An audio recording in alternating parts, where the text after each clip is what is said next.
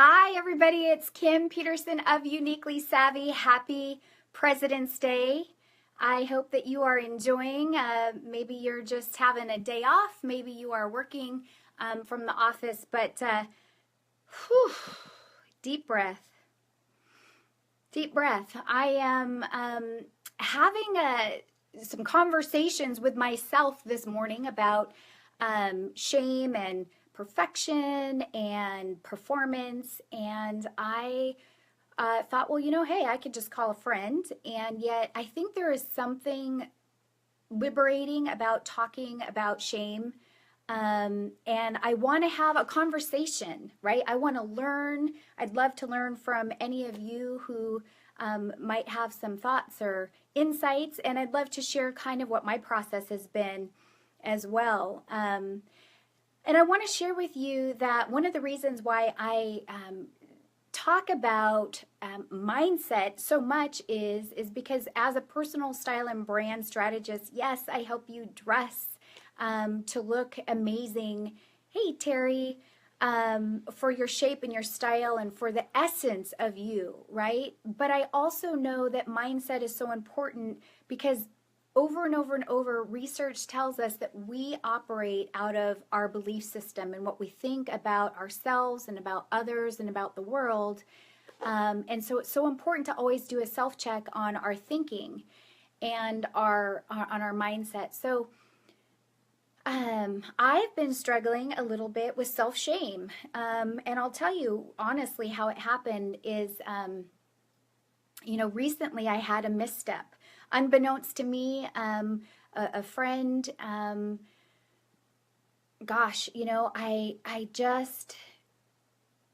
accidentally hurt her feelings and I didn't know. And it was just because I was talking with her and then I went to say bye to someone really quick and completely lost focus and then left our conversation for that time being. And what was partly wrong with that with me, I now know after having a beautiful conversation, is that I assumed that it was okay to do that, and it really wasn't. But what I want to say about that is I felt badly, really badly, and I asked for forgiveness. And my husband said the next day, "Hey, how did you sleep?" And I said, "Honey, I didn't sleep very well because I had this on my mind." Well, it was shame that was keeping me in bondage. Like I'm not a good friend, like I'm not doing what I was supposed to do. My performance didn't add up. Have you ever felt that way? I mean, who's on here? Terry? Who else is on here? JR, I think you're on here. And so we get stuck. And I don't know about you. Hey, Sylvia. But when shame comes over us, don't you feel kind of naked? Don't you feel kind of exposed? Yes, JR says, tell me about you. I want to have a real conversation here because I think it's so important that we break free from these cycles of performance-based thinking, right? So tell me what you know. But I thought about it, and hi, Sylvia. I thought about it, and the reason why I wanted to have this conversation as well is because of succession. You all may have heard me talk about succession before, because the topic of shame, the topic of grace, the topic of being so performance-oriented that if we don't perform in a way that we deem acceptable, we'll start self-sabotaging ourselves by saying we're not good enough, we're not worthy. I should have done this different. I could have done that different. Hey, Teresa. And tell me why you think that this is not a healthy mindset to carry. I'm curious to hear from you. Pop something into the feed down below. But for me, what I know is that I believe this for myself, and I believe this for you too, that when we are in the chains of, hi, Teresa, when we're in the chains of shame, and the sense that we're not good enough and that we should have done something differently, it keeps us from stepping into our purpose. It keeps us from moving forward into what's next, whether that's in a relationship, whether that's professionally, personally, whether that's on a project. I mean, am I the only one here? My hands raised, or do you cycle through and get stuck in those spots. So I want to tell you that this morning a friend dropped a video over to me and said, hey, I think you'd really like this video. And I watched it, and wouldn't you know, it was on grace, and it was on shame, and it was saying, hey, you know, we do, if we don't feel like we're beautiful enough, we don't look the right way, if we don't say the right things, if we don't perform at a certain level, then we have a sense of inadequacy about us. What does JR say? Shame holds us hostage. Yes, especially those who like to operate in excellence. Recovering perfectionists. Yes, absolutely. It does hold us hostage. And so while I was watching this 40-minute video, it really helped me to get perspective. And I want to show you what's so ironic as well is that just over the weekend, I found an affirmation that I posted on my mirror, because this was in 2009. 2009, I was so caught up in the cycle of settling and, self-shaming and doubt. Let me show you what I posted here. I pulled it up on Facebook. There I am at the beach, and I'm looking out, just sort of having a quiet time in my own space. And what came to me, someone gave me this good affirmation and word that said, hey, Wendy, it says, expect the best, don't settle. Don't settle. Expect the best, don't settle. And for whatever reason, I found that over the weekend and I posted it. There was nothing big story associated to that, except for that was part of my vision board in 2009, and I kept it on my mirror because I needed to reprogram my thinking about my identity and how I was showing up, because it was impacting how I was showing up in the world. Well, this morning what I came to is when I was connecting all these dots, is this morning I said, this morning I am choosing not to settle on self-shame. I'm choosing not to settle on self-shame, and I'm choosing not to put on a mask as though I'm perfect and that I have it all together. And let's see, Kalisa says, have you ever read Healing the Shame That Binds You by John Bradshaw? No, but I know John Bradshaw, and I know he is, he's compelling, and he's able to bring such concepts that cut to the core of our identity for our own healing. She says it's really powerful. Also, she needs to see me soon. Oh, good. I hope that means we're going to do some shopping or styling or something too. Yeah, healing the shame that binds you. We need healing, folks. I just want to be honest. And part of why I share with you my journey, again, is not because I have arrived, but because the struggle is real, and the struggle does keep us in chains and in bondage. And yes, I do style you. And yet at the same time, I know that we can only be as confident, beautiful, and free on the outside as we are on the inside. And so I take an inside out approach to championing both myself and you. So to that point, I just want to share with you, this is how I ended my morning. For myself, was I looked back at my co-authored book called Incredible Life, and the piece that I was so sheepish to share and write in that book talks about giving yourself freedom, allowing yourself to be free. And I'll tell you, there's 3 points. One is freedom to be your authentic self. To be your authentic self. Who do you want to be in the world? How do you want to show up in the world? Do you want to be true and comfortable and confident in your own skin? Well, if the answer is yes, some of what we need to do is we need to be free to forgive. We need to be free to forgive. Forgive ourselves for the things that we've done to ourselves and done to others, and free to forgive others for things they might have done to us. We need that freedom. The other point is freedom to love and be loved, and I'm sure we'll unpack that on another call sometime. But I want to share with you under Fear to Freedom to Forgive in this book, I just want to share with you a couple of things that really made me go, okay.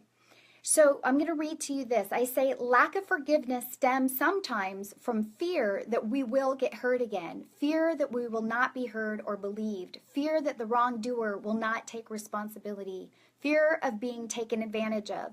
The truth is, whether or not someone takes responsibility for his or her actions, we can choose to forgive and release the need for contribution. And so that's what I did for myself this morning. I released my own need to make myself bad, to make myself wrong. Now, I want you to also know that what I did do, and hear me when I say this, is always take accountability for my actions and where was my misstep and do the work around that as well. Let's see, Beata Jaholski Baker. She's always got lots of words of wisdom. Beata says, many people try to shame others in order to feel like they're being proactive about their own life. And what they are being is accusatory, not productive in any way. But of course, then we are stuck with the shrapnel of their attack. It's a delicate balance to remain open to the world while being able to shield ourselves from people who want to burden us with unwarranted shame. Yeah. So true, Beata. It is so true. And people try and put shame on us. Yeah, people even will say, shame on you for X, Y, and Z. And by the way, that's just so damaging. The other thing that I want to share with you really quickly is this quote in here from an author. I don't even know much about her, but it was a powerful quote by Sarah Pattison, and it says this: if you're struggling, and the reason why we're talking about forgiveness again is because I believe that if we do not forgive ourselves, if we don't forgive others, what happens is we get caught up in a cycle of shame. Is that true? Can I see if anybody else feels this way? Right? Because we hold people imprisoned to our own expectation, so that we're going to continue to shame them, continue to make them wrong, or continue to shame yourself. So this is Wendy Cassidy said yes. So here's the last thing I want to read from this book that I wrote, but it says, sincere forgiveness isn't colored with expectation that the other person apologize or change.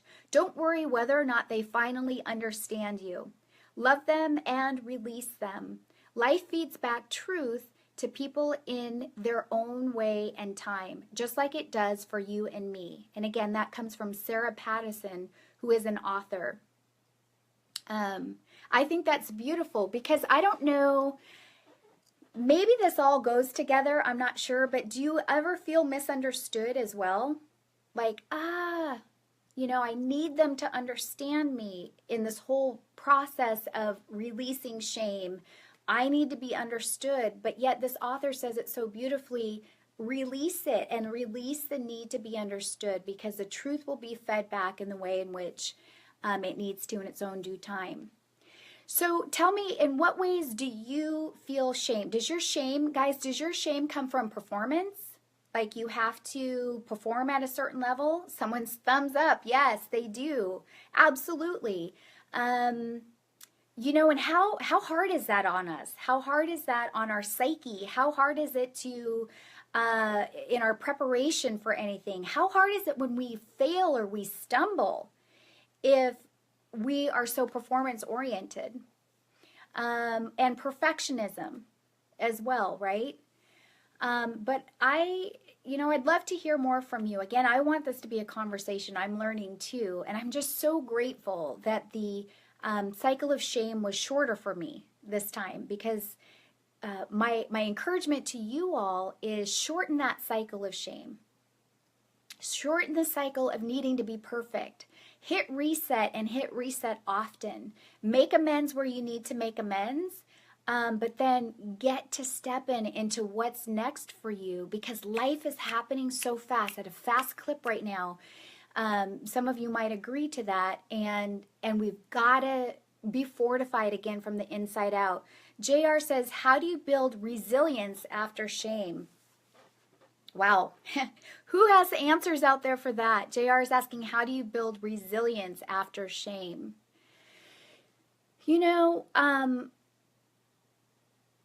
I think for me anyway, and again, I'm a woman of faith too, so I have to trust, I choose to trust, I get to trust that in my inadequacies, grace and God's grace is enough for me. I believe that to be true. So I start there and then I just walk forward in, again, truth, right? The truth of, I'm not perfect, right? So if I take off expectation of myself that I'm not perfect, that I will make mistakes, that people who I love and care about will make mistakes with me and toward me as well, it's easier to build the muscle of resilience, right? Because what's happening, JR, is I'm shifting my mindset into having a different expectation. Is that helpful? Let me know. And I know others of you have walked beautiful journeys in this as well, so I'm curious. But I think that this is the other thing I want to share with you, that there was a on Facebook there was a feed. What do they call that? I don't do it very often, but what happened in the past, a memory. There you go. Ding, ding, ding, ding. A memory. And the memory was talking about, if we in our humility can see each other as being level, as being equal, as being of value, of worth, etc., then we don't have to compare ourselves to one another, and we don't have to compare ourselves to the ideal of perfection that we will never even achieve. Does that make sense? So when we get a right perspective, which you'll always hear me talk about, going back to what's true, but when we get a right aligned perspective, JR, at least in my opinion, it helps me build the resilience, because it's not about me. Right? It's not about me and my capabilities and my awesomeness and my goodness and my ability to be perfect and right. JR says, yeah, that makes sense.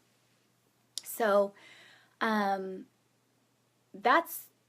what I want to know. Anyone else have anything to encourage me, And it's so interesting. I'll tell you this too. Last week was a robust week where there was a lot of richness that was given and received from teachings, from, I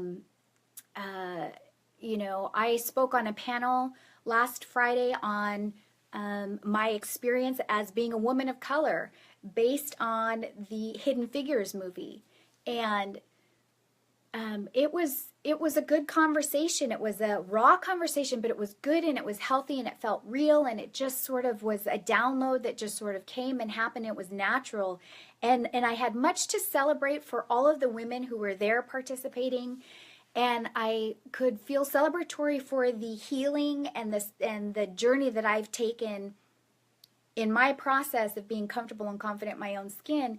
And yet, right after that, within, 15 minutes is when I had a misstep, and it would be easy for me to cycle into that period of shame. That's how easy it is. But that's a real life example, folks, as to why we can't hold ourselves high or put ourselves on a pedestal or let other people put us on pedestals, because in our perfection we will fall. And I think that, again, I'm gonna leave my own thought with this, is when we have right perspective as to who we are and what our true identity is, and we can see others in the true identity of who they are, then I think a lot of this shaming, self-shame, need for perfection, need for comparison, and all of those things sort of take a back seat. That's what I feel. Now, I want to share with you this in closing, is that you can see that as a personal brand and style strategist, I take a very holistic approach to helping each of you step into your confident, authentic self from the inside out. And so it really is about mining your truth so that you can own your truth, so that you can speak your truth, dress your truth, and live your truth out loud with clarity and constancy and forgiveness and integrity all at the same time. Again, because we will fall. It's just a matter of how we're going to get back up in business and in life. And so for that reason, I want to tell you that if you are willing to get after you stepping into more of your potential and your authentic self, and you're really ready to see how you can own more of your unique genius and show up more boldly and confidently and authentically in the world so that you can make a bigger impact, I want to invite you to join me this Thursday. I have a workshop that's going to help you do just that. Wendy Cassidy, I can't wait for a strategy session. I know, me either. But this workshop is an authentic personal brand building workshop, which is going to help you mine your vision and your values and your truth. It's going to help you get clear on really some of those obstacles and blocks that are getting in your way, and then it's going to give you strategy for how to uniquely begin to step more into your authentic whole self through the way that you speak, through the way that you look, through the way that you dress, through the way that you show up in the world. It's on Thursday from 11 to 3 at Yarrow Bay Windermere. And I will post the link. There are only 2 spots left in this very intimate workshop. There are only 2 spots left, but I'll post the link down below in case that's relevant for you or someone you know. But hey, thank you for having a conversation with me.